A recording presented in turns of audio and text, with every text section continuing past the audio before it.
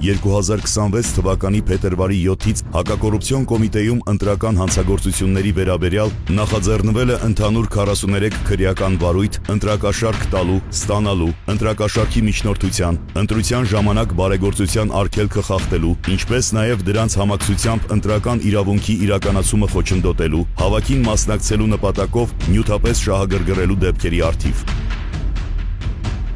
Նշված վարույթներից 14-ով ձերբակալվել է 67 անձ, քրեական հետապնդում է հարուցվել 75 անձի նկատմամբ, 2 մեղադրյալի նկատմամբ հայտարարվել է հետախուզում, մեղադրյալներից 32-ի նկատմամբ ընտրվել է անազատության հետ կապված կալանք եւ տնային կալանք խափանման միջոցներ, 29-ի նկատմամբ այլընտրանքային խափանման միջոցներ, 14 քրեական վարույթով իրականացվել է 134 խուզարկություն, այդ թվում 24 գրասենյակներում, առգրավվել են վարույթի համար նշանակություն ունեցող փաստաթղթեր, թվային կրիչներ եւ այլ առարկաներ, հարցաքննվել է շուրջ 170 անձ։